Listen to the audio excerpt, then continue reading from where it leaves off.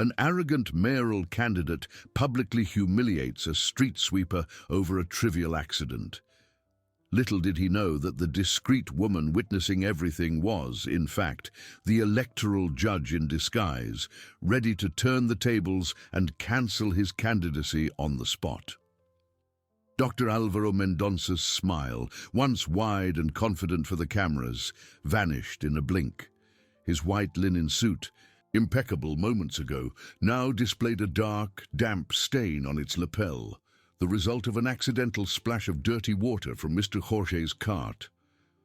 The street sweeper, a middle-aged man with a face marked by sun and fatigue, froze, the broom handle trembling in his calloused hands. "What is this? Are you blind by any chance?"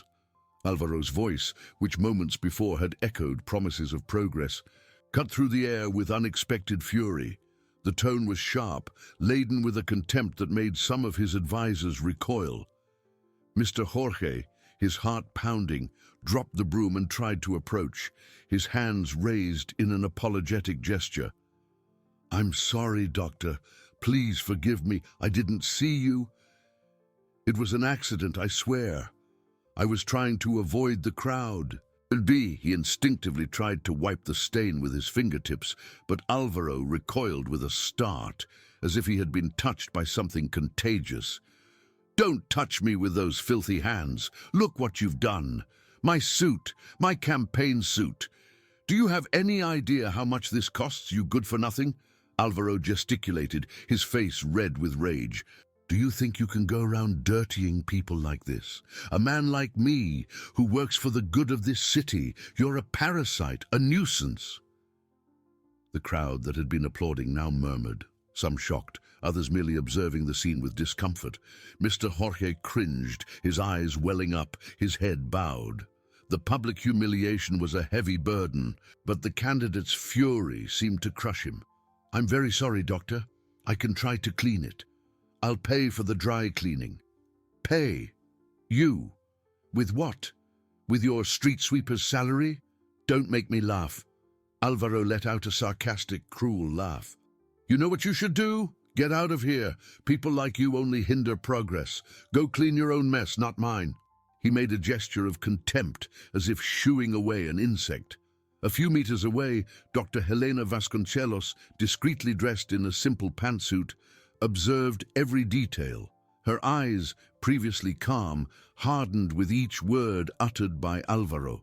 She noticed Mr. Jorge's genuine distress, the way he cringed under the verbal attack, his dignity being trampled. And she noticed Alvaro's growing arrogance, the way he puffed himself up, the contempt in his gaze. Abuse of power, contempt for human dignity.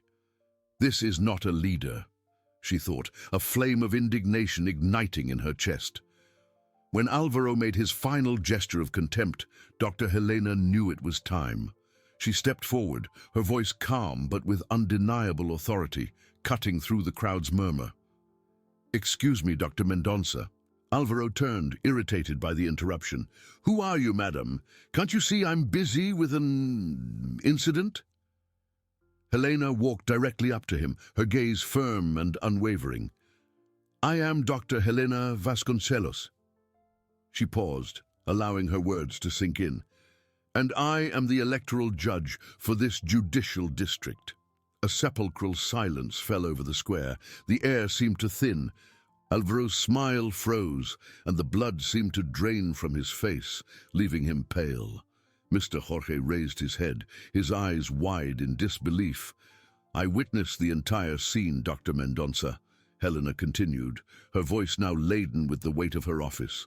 "Every word, every gesture of contempt towards a hard-working citizen who, by a trivial accident, tried to apologize." Alvaro tried to stammer, his voice failing. "But, Your Honor, it was a misunderstanding. He dirtied me in public. My image." Helena cut him off, her voice like steel. "There is no misunderstanding here, Dr. Mendonça. There is abuse of power, arrogance, and a complete lack of respect for human dignity, qualities that are incompatible with the office you aspire to. A leader must serve everyone, not humiliate the most vulnerable." She pulled a small leather wallet from her bag, revealing an official badge. By virtue of the authority vested in me, and personally witnessing your improper and disrespectful conduct towards a citizen, which denotes a character incompatible with public office, I, Dr. Helena Vasconcelos, electoral judge, declare at this very moment your candidacy for mayor of Cidade Nova cancelled. The word cancelled echoed in the square, heavy and definitive. Dr. Alvaro Mendonça stood there, petrified, his mouth agape, his suit stained, and a political career that, in a matter of minutes, had been reduced to dust. Mr. Jorge, still holding his broom, observed the scene in a mixture of shock and a strange, almost frightening, sense of justice. The crowd, previously silent, erupted in murmurs and exclamations, some shocked, others in silence, nodding in approval. Arrogance had found its limit. The sepulchral silence that had preceded the electoral judge's declaration was shattered by a chorus of murmurs and exclamations. Dr. Alvaro Mendonça, still petrified, looked like a wax figure, his face drained of color, his eyes fixed on Dr. Helena Vasconcelos as if she were a ghostly apparition. The stain on his suit, once a cause for fury, now seemed an insignificant detail compared to the catastrophe that had just befallen him. Cancelled. The word escaped Alvaro's lips in a hoarse whisper, almost inaudible, as if he were testing the reality of that sound. No, it can't be. This is absurd. A cruel joke. He tried to laugh, a dry, humorless sound that died in his throat. His body, previously rigid, began to tremble. His advisors, who until then had observed the scene with a mixture of shock and panic, finally moved. The campaign manager, a corpulent man named Ricardo, stepped forward, his face pale. "Your Honor, with all due respect, this is a mistake, a hasty decision." "Doctor, Alvaro was under stress. The campaign is exhausting. He didn't mean what he said."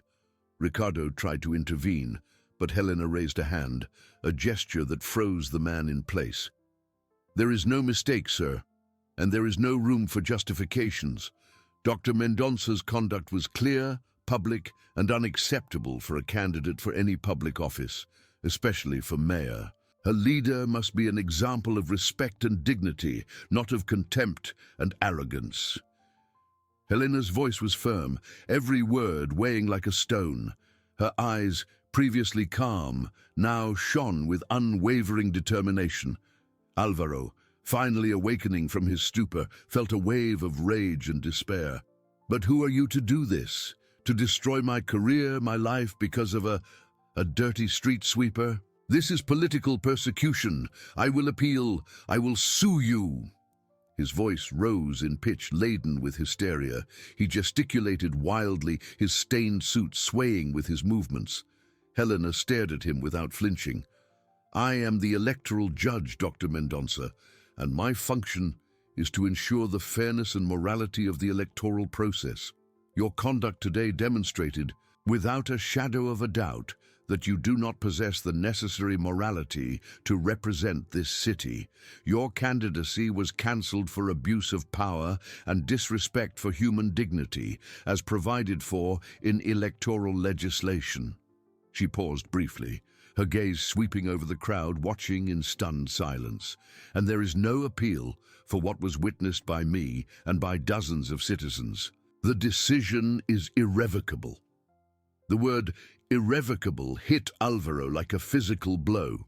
He staggered, his legs giving way, and had to lean on one of his advisors to keep from falling. His face, previously red with anger, was now white as paper. Reality, cold and brutal, finally caught up with him. His career, built with years of networking and money, crumbled before his eyes in a matter of minutes. Mr. Jorge, who had remained silent, still holding his broom, felt a lump in his throat. He couldn't believe what his eyes saw and his ears heard. The discreet woman, who seemed just another passerby, had revealed herself to be a force of nature, a personification of justice he never imagined would exist for someone like him. A solitary tear ran down his marked face, not of sadness, but of deep relief and silent gratitude. The crowd began to disperse slowly, some commenting in low voices, others just nodding in approval. The news would spread like wildfire through the city. The arrogant candidate, who felt above everyone, had been brought down by his own arrogance, by a woman who personified law and order. Helena Vasconcelos gave a last look at Alvaro, who was now being supported by his advisors, looking like a man who had just lost everything. There was no satisfaction in her gaze, only the seriousness of one who had done her duty. She turned and walked calmly out of the square, disappearing into the crowd as discreetly as she had arrived. She left behind a candidate in ruins and the certainty that on that day justice had, in fact, prevailed. The city of Cidade Nova would never forget the lesson of that day. The square, once the stage of a vibrant rally, now emptied into a heavy silence, punctuated only by shocked murmurs and the insistent clicking of cameras from some journalists who, sniffing out the drama, had remained. Dr. Alvaro Mendonça, a man who minutes before exuded power and confidence, was now a pathetic figure, his shoulders slumped, his face pale and sweaty. His advisors supported him, almost dragging him off the makeshift platform, their own faces a mixture of panic and disorientation. Ricardo, the campaign manager, tried to push away reporters with abrupt gestures, but the questions tumbled over each other. Dr. Mendonça, what is your reaction to the judge's decision? Will you appeal? Is your political career over? Alvaro didn't answer, his empty eyes fixed on a distant point, as if reality were a veil he couldn't penetrate. The stain on his suit, once the trigger for his fury, now seemed a scar of his own ruin. In the armored car that awaited him, the silence was even more oppressive. Alvaro sank into the leather seat, his gaze lost through the window, where the square receded. "This is a nightmare," he whispered, his voice hoarse. "It can't be real. An undercover judge because of a street sweeper." The anger, which seemed to have dissipated, began to bubble up again, mixed with an icy despair. "Ricardo, you have to do something. Call the lawyers, the party, the press. This is a setup, a conspiracy." Ricardo, equally shaken, tried to remain calm. "Doctor, let's go home first. We need a plan. Dr. Helena. She's known for her integrity. And the decision was public, with witnesses." The mention of Helena's integrity only fueled Alvaro's fury. Integrity. She destroyed my life, my reputation for human trash. He hit the car's upholstery, impotence corroding him, the image of Mr. Jorge cringing and humiliated, but now, with a glimmer of justice in his eyes, hammered in his mind. The contempt he had felt for the street sweeper now turned against himself in the form of public scorn. As Alvaro's entourage drove away, Mr. Jorge remained in the square, still holding his broom, a silent spectator of the turnaround that had changed his life and that of his aggressor. The solitary tear had dried on his face, but the feeling of relief and a strange dignity remained. He looked at the stain on the ground where the trash had fallen, and at the spot where Alvaro had stood, gesticulating with arrogance. There was no triumph in his heart, only a quietude. Justice, for him, was not revenge, but a rebalancing. He hadn't asked for it, but he accepted it with the humility of one who always knew his place, but never expected his worth to be recognized in such a way. Slowly, he picked up his cart, adjusted the broom, and began to sweep away the last traces of the rally, as if nothing extraordinary had happened. But with each movement, he felt the light weight of a new hope. The news, as Ricardo had predicted, spread like wildfire. Cell phones vibrated, social media exploded with videos and comments. Mayoral candidate has candidacy cancelled live for humiliating street sweeper. Undercover electoral judge brings down arrogance. The city of Cidade Nova, accustomed to the political routine of empty promises and veiled scandals, was in an uproar. Public opinion was divided. Some applauded the judge's courage, seeing in her a beacon of hope against impunity. Others criticized the arbitrariness of the decision, arguing that a moment of anger should not cost a career, but no one could deny the impact. The election, previously seen as a lukewarm dispute, had turned into a minefield of uncertainties. Far from the square and the commotion, Dr. Helena Vasconcelos returned to her routine. At home, she changed from her discreet clothes into a comfortable robe. The weight of the invisible toga still seemed to rest on her shoulders. There was no euphoria, only the serene conviction of having done her duty. She knew that the decision would bring repercussions, perhaps even threats, but the image of Mr. Jorge with his dignity trampled was a constant reminder of why she had acted. Justice, for Helena, was not an abstract concept, but a concrete action, a shield for the vulnerable and a sword against the arrogant.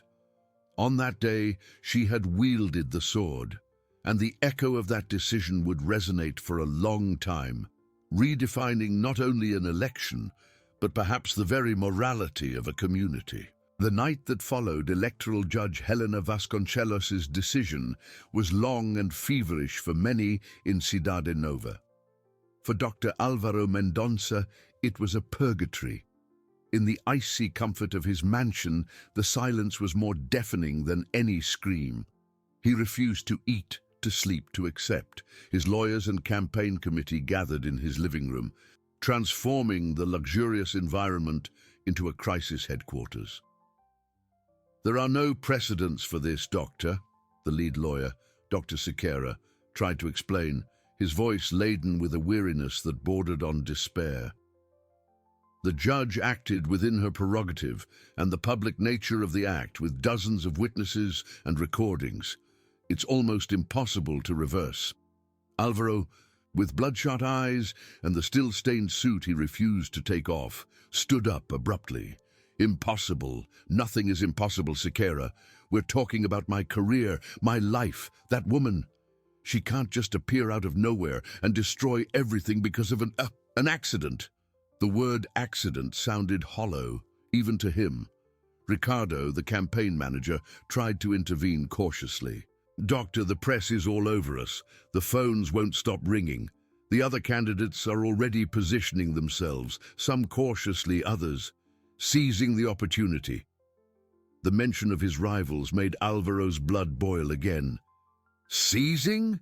They have no scruples. This is a setup, a conspiracy to take me out of the running." He punched the coffee table, making the glasses clink. "I want you to find a loophole. Anything. I'm going to sue that judge for abuse of authority, for moral damages, for everything you can imagine." The lawyers exchanged glances, fatigue and helplessness evident in their faces. Helena Vasconcelos's integrity was well known, and her decision, though shocking, seemed unassailable. Alvaro's psychological drama was palpable.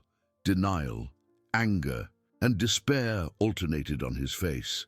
The image of Mr. Jorge with his broom had become a ghost that haunted him. Meanwhile, in his small apartment, Mr. Jorge tried to digest the events. He couldn't sleep. Sitting on the edge of his bed, the dim light of a bedside lamp illuminated his wrinkled face. Gratitude and relief were new, almost overwhelming feelings. He had never imagined that justice could have a face, much less one that would stand up for him. There was no triumphant joy, only a deep quietude. The humiliation he had felt in the square had been washed away, not by revenge, but by a recognition of his dignity. He thought of Helena, the discreet woman who had transformed into a pillar of authority. "What a woman," he murmured to himself, a faint smile appearing on his lips. The next morning, the city woke up with the hangover from the news. The newspaper headlines were sensational. Candidacy cancelled. Electoral judge brings down arrogance in public square. The end of the line for Alvaro Mendonça. Social media was buzzing, dividing the population between those who celebrated the victory of morality and those who criticized the judicial tyranny. Dr. Helena Vasconcelos, for her part, was in her office at the Electoral Court. The pile of documents on her desk was high, and the phone wouldn't stop ringing. Journalists from all over the country tried to make contact, but she remained unshaken. Her team, though shocked by the repercussions, fully supported her. "Your Honor, Dr. Siqueira, Dr. Mendonça's lawyer, is insisting on a meeting," her secretary informed her, her voice a little tense. Helena looked up from her papers. "Tell him that all communications must be made through official channels, through the court. There is no room for extrajudicial negotiations regarding a decision already rendered and public." Her voice was calm, but firm. She knew that the legal battle was just beginning, but her conviction was unwavering. The image of Mr. Jorge, with his face marked by humiliation, was her shield against any pressure. The election in Cidade Nova, previously a predictable race, had turned into a whirlwind of uncertainties. Álvaro Mendonça's fall was not just the end of a campaign, but the beginning of a new era, where arrogance had been confronted and justice, for a brief and impactful moment, had spoken louder than power. And the echo of that voice would resonate for a long time, redefining not only an election, but perhaps the very morality of a community. The news of Helena's refusal to meet with Dr. Siqueira reached Álvaro Mendonça's mansion as another blow, sinking him deeper into his abyss of fury and disbelief. He stood before the enormous window overlooking the impeccably manicured garden, but his eyes didn't see the beauty outside. They saw only the image of the judge, serene and implacable, destroying his political life. "She refused?" Álvaro asked, his voice low, almost a growl, but laden with a contained threat. He turned to Siqueira, who seemed to shrink under his client's gaze. "Yes, doctor. She was categorical. She said that all communications must be made through official channels, through the court. There is no room for extrajudicial negotiations," Siqueira explained, adjusting his glasses on his nose. A gesture of nervousness. "Negotiations? I don't want to negotiate. I want her to pay for this. I want her to see what happens when she messes with Álvaro Mendonça." Álvaro's tone rose, and he punched the wall next to the window, the hollow sound reverberating in the room. "What are we waiting for? File whatever is necessary, a writ of mandamus, an appeal, anything. I will not accept this." Ricardo, the campaign manager, who had been observing the scene in silence, tried to intervene. "Doctor, we need a more elaborate strategy. A direct attack now might seem like desperation, and public opinion is already divided. We need a narrative." Narrative? The narrative is that an unbalanced judge, driven by who knows what, is trying to sabotage the election of a serious candidate. Find something about her, anything, personal life, past decisions, any slip-up. Álvaro was beside himself, reason obscured by rage. Siqueira cleared his throat. "Doctor, with all due respect, Dr. Helena Vasconcelos has an unimpeachable reputation. Her career is flawless. Trying to publicly discredit her without concrete evidence would be a shot in the foot. We need to focus on legal argumentation. We are already preparing an appeal to the Regional Electoral Court, alleging denial of due process and disproportionality of the measure." Disproportionality? It's my candidacy. It's my life. What could be more disproportionate than this? Álvaro shouted, his face red. "I want this woman out of my way. Do whatever it takes." The lawyers exchanged glances of resignation. They knew the battle would be arduous, not only against the judge's decision, but against their client's own impulsiveness. Helena's integrity was, in fact, an almost insurmountable wall. While Álvaro's mansion was a cauldron of despair and rage, Mr. Jorge's small apartment remained in an almost sacred quietude. He had spent the night awake, but not from insomnia of anguish, but from a strange, contained euphoria. That morning his apartment door had knocked a few times. Journalists, curious, even neighbors who had barely noticed him before, now wanted to know his story. But Mr. Jorge, with his simple wisdom, refused to speak. "There's nothing to say," he had replied to a persistent reporter. "Justice has already spoken for me." He didn't want the spotlight. He didn't want revenge. Only the dignity that had been stolen from him had been restored, and that was enough. Sitting at his kitchen table, he drank his coffee with bread, watching the street below. He felt a slight fear, yes, that Mendonça's fury might reach him in some way, but the image of Helena, firm and protective, was a balm for his soul. What a woman, he thought again, feeling a warmth in his chest. At the electoral court, Helena Vasconcelos received the news of the appeal filed by Álvaro Mendonça's defense with the same serenity with which she had rendered her decision. Her legal team was already on standby, and Siqueira's arguments did not surprise her. "They will allege denial of due process and disproportionality, Your Honor," her legal advisor, Dr. Lucas, informed her. Helena nodded, leafing through the documents. Expected, prepare the rebuttal, reinforce the argument about the candidate's conduct, the public nature of the act, and its impact on the morality of the electoral process. Human dignity is not negotiable, and Dr. Mendonça's stance was a direct attack on this fundamental principle. Her voice was a thread of steel, unwavering. She knew that the legal battle would be long and exhausting, that the political and media pressure would be immense. But the conviction that she had acted correctly, that she had defended the most basic principles of justice, was her shield. The image of Mr. Jorge, with his eyes welling up with humiliation and then with relief, was the compass that guided her. The city of Cidade Nova, meanwhile, continued to buzz. The story of Álvaro Mendonça and Judge Helena was the only topic in the streets, in the bars, in the queues. Polarization increased. On one side, the defenders of exemplary justice who saw Helena as a heroine. On the other, those who, influenced by Mendonça's machine, began to question the arbitrariness of the decision and the undue intervention of the judiciary. The election, previously a mere democratic ritual, had become a stage for a moral drama that promised to redefine the limits of power and ethics in local politics. And Helena Vasconcelos was at the center of the hurricane, ready to face every gust. Álvaro Mendonça's mansion, once a bastion of confidence and power, had transformed into a bunker of paranoia and despair. The smell of strong coffee and the constant ringing of telephones were the only sounds that broke the tense silence, punctuated by the candidate's outbursts of fury.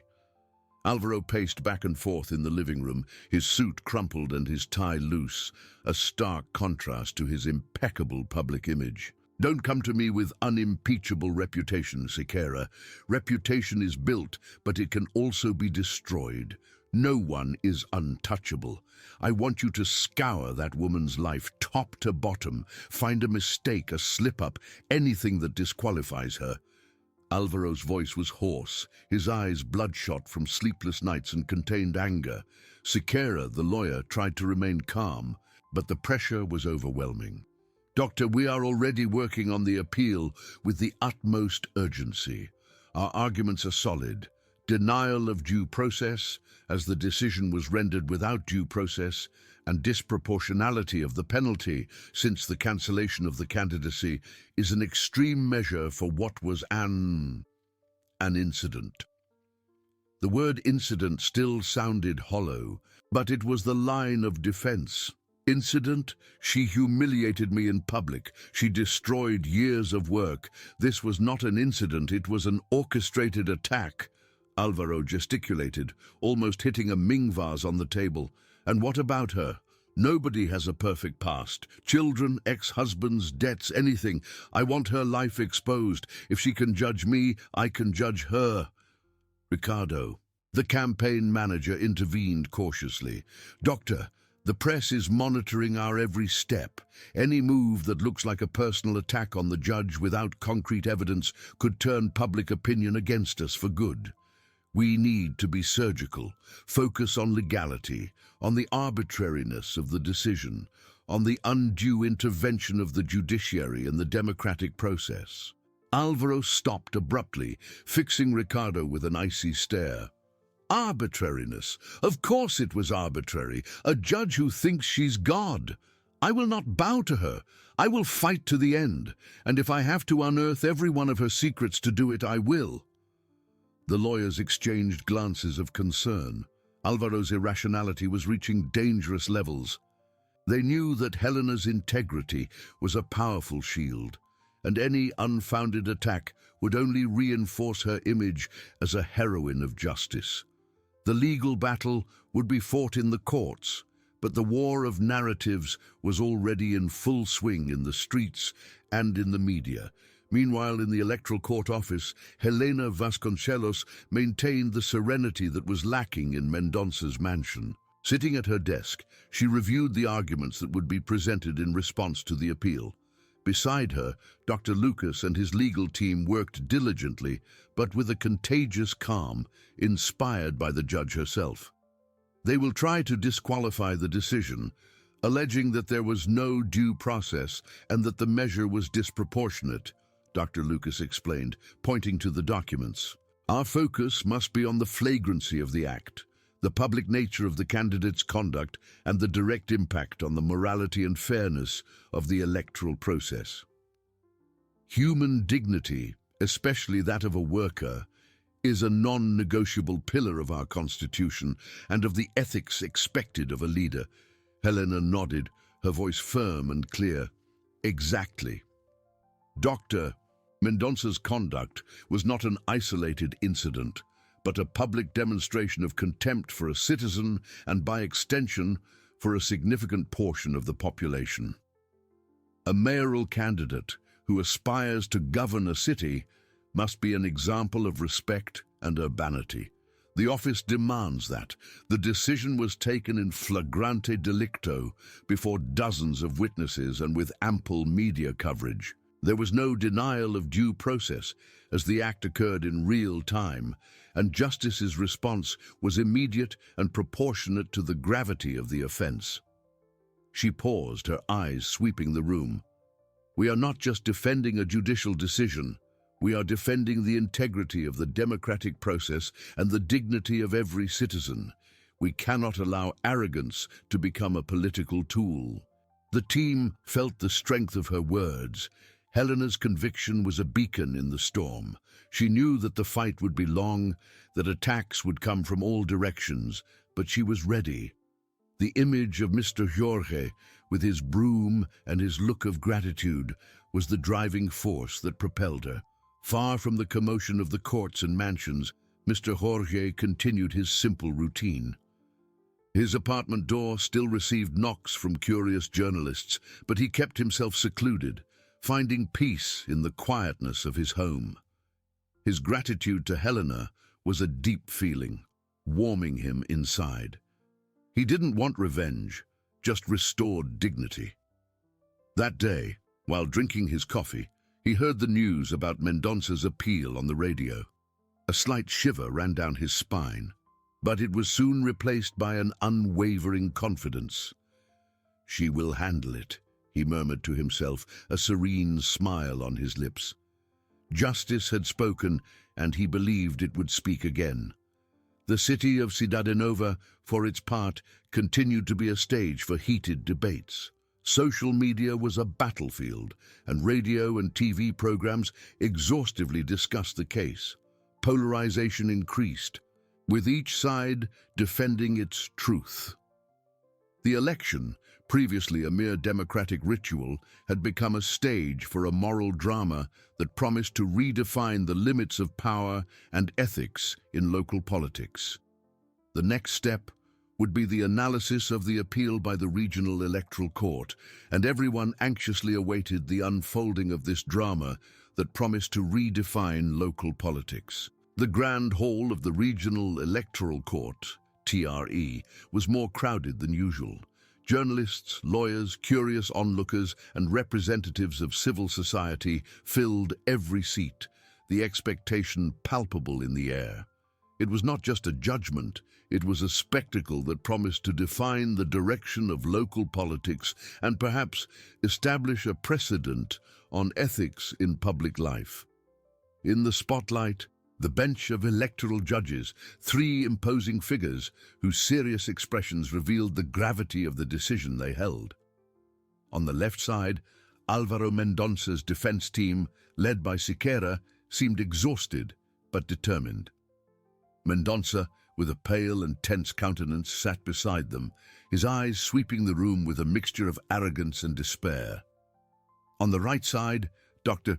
Lucas and his team represented Judge Helena Vasconcelos, defending the first instance decision. Helena herself was not present. Her presence would be inappropriate, but her conviction filled the space through her lawyer's arguments. The president of the court opened the session, his voice resonating with authority. We begin the analysis of electoral appeal number XXX, filed by the coalition Cidade Nova Deserves More, against the decision rendered by the electoral judge of the first zone, Dr. Helena Vasconcelos.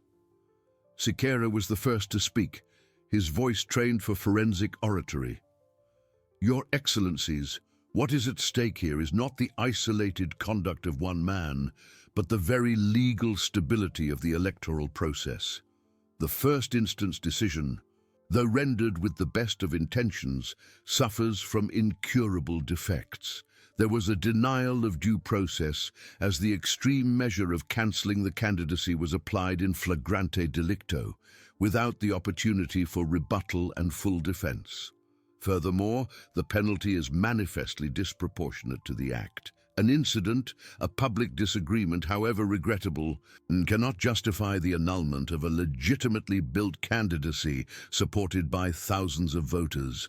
We are facing an abuse of power that subverts democratic order and unduly interferes with popular choice. Mendonça nodded vigorously, his eyes fixed on the judges, seeking any sign of agreement. He felt that justice was being done, that reason would prevail over the excess of a judge. Next, it was Dr. Lucas's turn. He stood up with a calm that contrasted with Siqueira's vehemence. Your Excellencies, the appellant's defense tries to divert focus from the core issue. This is not an isolated incident, but a public and unequivocal demonstration of contempt for human dignity, perpetrated by a candidate for an elective public office. Dr. Mendonça's conduct was not a slip-up, but a direct affront to the principles governing administrative morality and the ethics expected of a leader. Judge Helena Vasconcelos's decision was taken in flagrante delicto before dozens of witnesses and with ample media coverage, precisely because the act itself was already a flagrant violation of a citizen's dignity and the fairness of the electoral process. Justice's response needed to be immediate and exemplary so that arrogance would not override law and respect. Proportionality in this case lies in the gravity of the offence to human dignity and the role a mayor must play, that of a servant of the people, not their tormentor.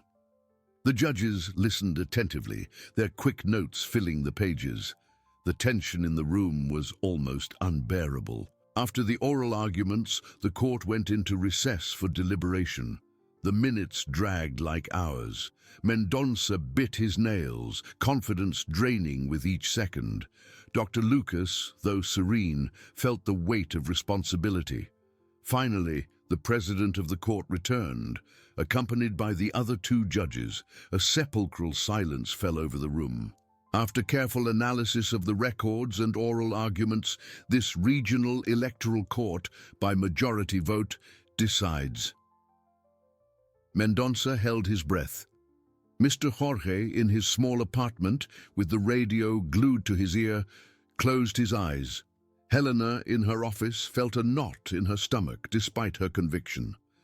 To deny provision to the appeal filed by the coalition Cidade Nova Deserves More, fully upholding the first instance decision that cancelled the registration of Mr. Álvaro Mendonça's candidacy. The president's voice echoed, clear and definitive. A murmur erupted in the room, quickly stifled by the gavel. Mendonça staggered, his legs giving way. His lawyers tried to support him, but he seemed to have taken a physical blow. His face, previously pale, was now red with fury and humiliation. On the other side, Dr. Lucas allowed himself a discreet sigh of relief. Justice had prevailed, at least for now. The news spread like wildfire. In the streets, polarization intensified. Mendonça's supporters shouted, "Injustice!" while the defenders of the decision celebrated the victory of morality. In the mansion, Mendonça threw a crystal glass against the wall, shattering it into 1,000 pieces. "This won't stand. They can't do this. I will appeal. I'll go to the last instance. They will regret underestimating me."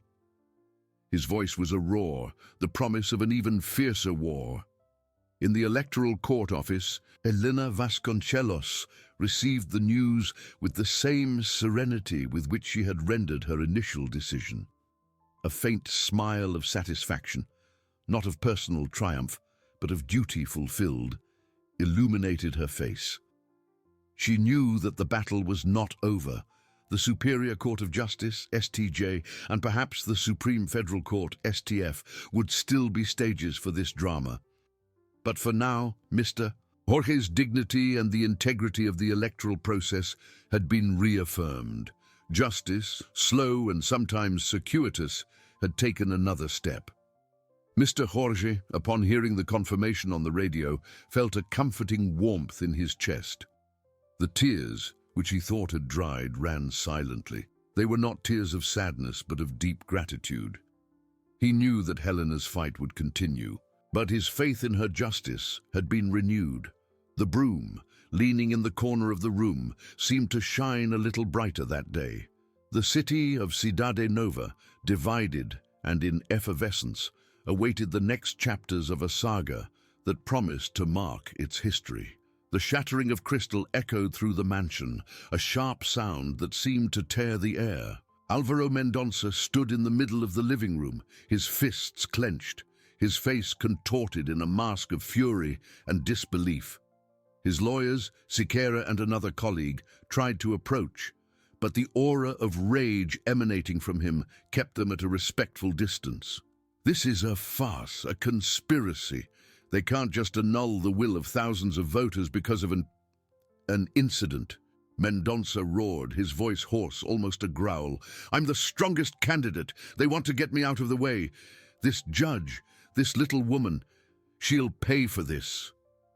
Siqueira, more experienced and pragmatic, tried to calm him, taking a cautious step forward. "Dr. Mendonça, we need to keep a cool head.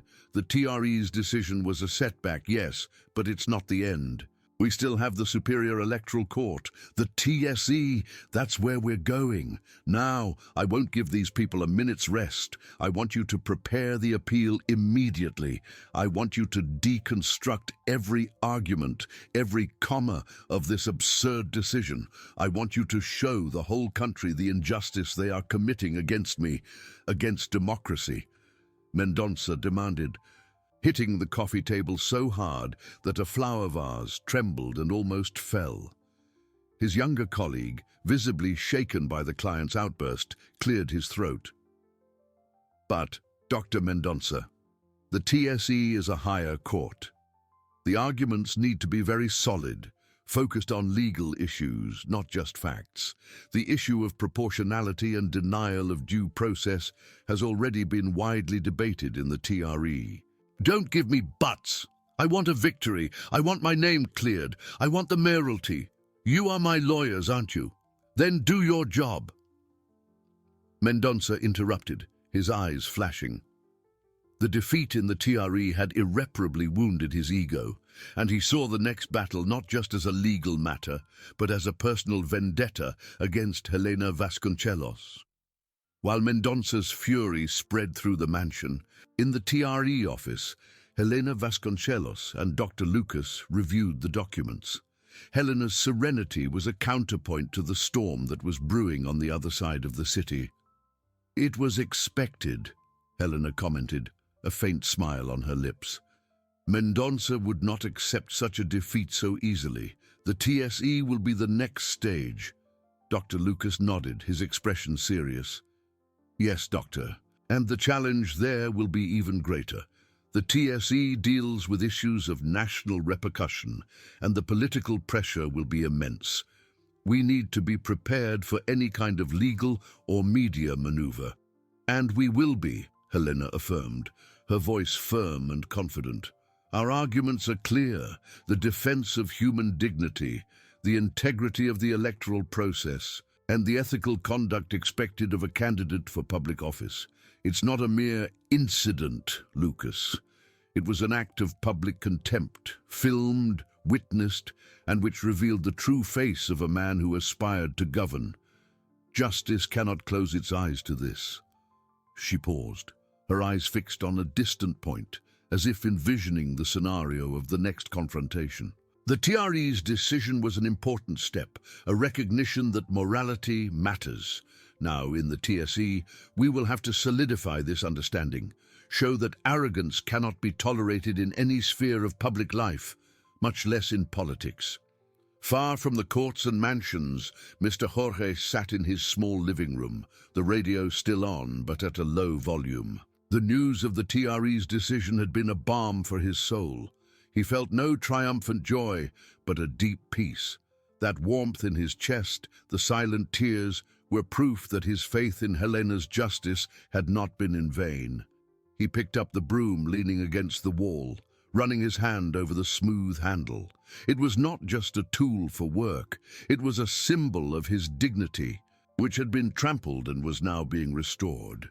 He knew that Helena's fight would continue, and he, in his simplicity, would continue to root for her, a silent spectator, but with a heart full of hope. The city of Cidade Nova, for its part, continued to buzz. Social media exploded in heated debates. Radio and TV programs exhaustively discussed the TRE's decision and the possible implications of the appeal to the TSE. The Mendonça versus Judge Helena case had become a watershed, a referendum on the values society wanted to see represented in its leaders. Political parties took positions, legal analysts debated precedents, and the population was divided between those who clamored for justice and those who denounced a coup against democracy. The election, previously focused on proposals and promises, had transformed into a moral and ethical clash of national proportions. The Superior Electoral Court in Brasilia would be the next and perhaps decisive chapter of this saga, with the expectation that the final decision could redefine not only the politics of Cidade Nova, but also the standards of conduct required of all candidates in the country. The nation awaited, holding its breath, the verdict of the highest electoral court. The days that followed the TRE's decision were a whirlwind of activity and tension for everyone involved. In Álvaro Mendonça's mansion, the atmosphere was one of contained nervousness, punctuated by occasional outbursts of fury from the candidate. Siqueira and his colleague, Dr. Ramos, worked incessantly on the appeal to the TSE, their desks overflowing with books, opinions, and transcripts. "We need to focus on the issue of the disproportionality of the penalty, Dr. Ramos," Siqueira instructed, pointing to a passage in the TRE's ruling. "The annulment of an entire election for an isolated incident, however regrettable, is a dangerous precedent for democracy. It's a curtailment of the voting rights of thousands of citizens. The TSE cannot ignore this." Dr. Ramos, a sharp young lawyer but still intimidated by the pressure, nodded, and also the issue of the subjectivity of Judge Helena's interpretation. What she considered public contempt can be seen as an outburst of temper, yes, but not something that justifies the revocation of a candidacy registration. There is no direct electoral fraud intent, no vote buying, no abuse of economic power. Exactly. Mendonça burst into the room without knocking, his eyes bloodshot. He had spent the last few hours on the phone, mobilizing contacts and pressuring allies. That's what you need to hammer home. This woman is using power. She doesn't have to impose her own moral agenda. She wants to be the savior of the nation at my expense. I want you to unmask this farce." Sequeira sighed internally. "Dr. Mendonça, the Superior Electoral Court is a technical court. Our arguments need to be legal, not political. We need to show that the TRE's decision violated fundamental principles of electoral law, such as proportionality and reasonableness. Then show them. I'll give you all the resources you need. Hire the best consultants, the greatest legal scholars in the country. I want an overwhelming victory. I want this judge publicly humiliated, just as she tried to humiliate me." Mendonça roared, banging his fist on the door. Personal revenge was the fuel that drove him. On the other side of the city, in the TRE office, the atmosphere was one of serene concentration. Helena Vasconcelos and Dr. Lucas reviewed the strategy for the TSE, anticipating every move of Mendonça's defense. They will insist on disproportionality and the absence of electoral fraud intent, Dr. Lucas predicted, leafing through notes. They will try to disqualify the gravity of the act, transforming it into a mere incident or bad mood. Helena nodded, her eyes fixed on the computer screen. "And we will reinforce that human dignity is not an incident, Lucas. Mendonça's conduct was not an isolated slip-up, but the manifestation of a pattern of behavior, of a world view where arrogance and contempt for others are acceptable. A mayoral candidate who aspires to govern a city must be a mirror of ethical and moral values. What he demonstrated was the opposite." She paused, her voice gaining a more incisive tone. "We will argue that the intent does not need to be electoral in the strict sense of fraud or vote buying. The intent here is to humiliate, to disrespect, to use a position of power to ridicule a citizen. And that, in the midst of an electoral campaign, with the media present, is a direct attack on the integrity of the democratic process and the values it represents." "It's a strong argument." "Doctor," Lucas agreed, "the national repercussions of the case only solidify the need for a firm response from the TSE. It's a message for all future candidates." As the legal battle intensified, the city of Cidade Nova and the entire country awaited with expectation. News programs dedicated special editions to the Mendonça case, with heated debates between legal scholars and political commentators. The population was divided, but the majority felt that something bigger was at stake: the definition of the limits of political conduct and the prevalence of justice over arrogance. Far from all the commotion, Mr. Jorge, now with his dignity restored, watched the news on TV from a small bar. He didn't understand the complex legal terms, but he understood the essence. Helena's fight was his fight, the fight of all who were once invisible or disrespected. He felt a mixture of apprehension and hope, knowing that the final verdict of the TSE would not only be about a candidate, but about the kind of society one wanted to build. The day of the judgment session at the Superior Electoral Court in Brasilia was marked on the calendar of millions of Brazilians. The nation would hold its breath, aware that the decision of the highest electoral court would shape not only the future of Cidade Nova, but also the standards of conduct required of its leaders. The stage was set for the decisive chapter. The day of the judgment session at the Superior Electoral Court in Brasilia dawned under a grey sky, as if the federal capital itself sensed the weight of the decision that would be made. Millions of Brazilians from all social classes awaited, holding their breath. The nation was aware that the verdict of the highest electoral court would shape not only the future of Cidade Nova, but also the standards of conduct required of its leaders. In the sumptuous plenary of the TSE, the atmosphere was one of contained solemnity. The ministers' chairs, arranged in a semicircle, awaited their occupants. The lawyer's bench at the front was already occupied by Sequeira and Dr. Ramos, who seemed tense but determined. Álvaro Mendonça, in an impeccable suit and a forced, serene expression, sat in the first row of the audience, flanked by advisors and some political allies. His eyes, however, betrayed an almost palpable anxiety, mixed with stubborn arrogance. He still believed that his influence and the power of his lawyers would be enough to reverse what he considered a personal injustice. On the other side, in a more discreet area, Helena Vasconcelos and Dr. Lucas observed the movement. Helena's serenity was a shield against the storm of glances and expectations. She was not there to argue, but to witness the defense of her decision, which was now the decision of the Regional Electoral Court. Beside her, a representative of the Electoral Prosecutor's Office, Dr. Ricardo Almeida, reviewed his notes. He would be responsible for defending the maintenance of the revocation of Mendonça's candidacy registration. The session began punctually. After the initial formalities, the TSE president opened the floor for oral arguments. Siqueira, with his deep and experienced voice, began Mendonça's defense.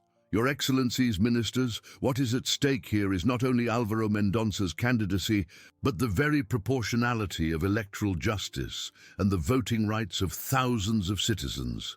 The TRE's decision, which revoked our client's registration, is based on an isolated incident, an outburst of temper, yes, but one that does not constitute electoral fraud intent, nor does it justify the annulment of an entire election. Where is the abuse of economic power, vote buying, fraud? There is none. There is only a subjective and excessively moralistic interpretation of an act that, although regrettable, cannot be equated with electoral crimes that truly harm democracy. We ask your Excellencies to restore reasonableness and Mendonça's right to run and the right of the people of Cidade Nova to choose their representative. The tension in the plenary was palpable. Mendonça nodded vigorously, an almost imperceptible smile on his lips. He felt victorious. Next, it was Dr. Ricardo Almeida's turn from the Electoral Prosecutor's Office.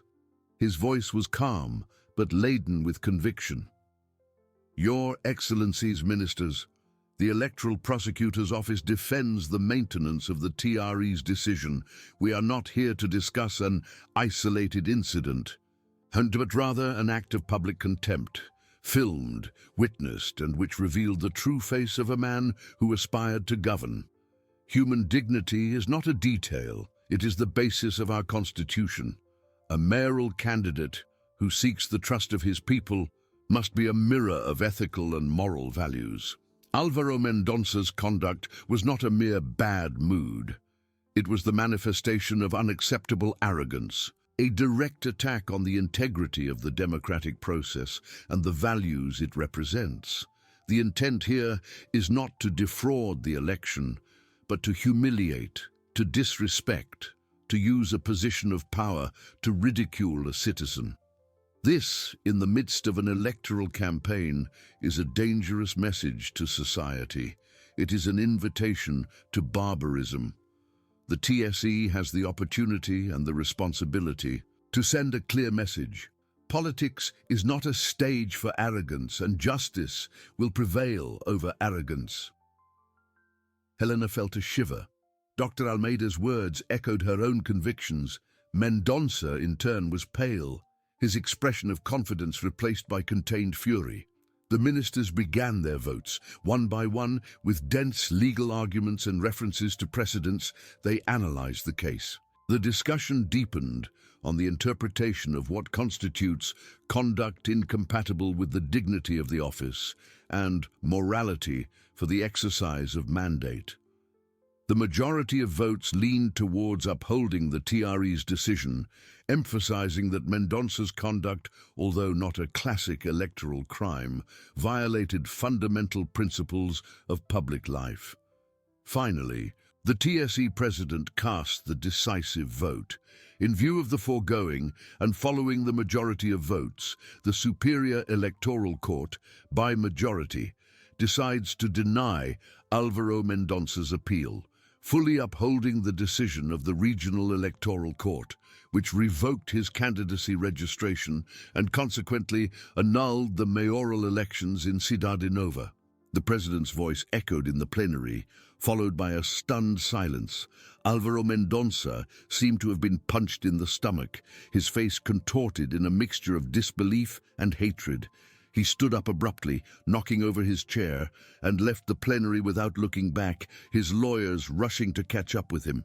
His defeat was complete, public, and irreversible. Helena Vasconcelos felt a deep relief, but not a triumph. It was the confirmation that justice, at times, is slow, but reaches those who consider themselves untouchable. She exchanged a look with Dr. Lucas, who offered her a respectful smile. Far away in Cidade Nova, Mr. Jorge listened to the news on the radio, sitting in his small living room. The words, "appeal denied" and "revoked his candidacy registration," were like a balm for his soul. He closed his eyes, feeling silent tears run down. There was no triumphant joy, only a deep peace, the certainty that his dignity had been restored, not by revenge, but by the force of law. It was a symbol, yes, but now a symbol of hope. The city of Cidade Nova exploded in reactions. Social media was flooded with messages of support for Judge Helena and condemnation of Mendonça's arrogance. The TSE's decision was not just about an annulled election. It was a landmark, a reminder that ethical conduct and respect for others are non-negotiable values for those who aspire to lead. The nation had held its breath, and the highest electoral court had responded, redefining the standards of conduct required of all candidates in the country. The decisive chapter had been written, and justice, finally, had prevailed.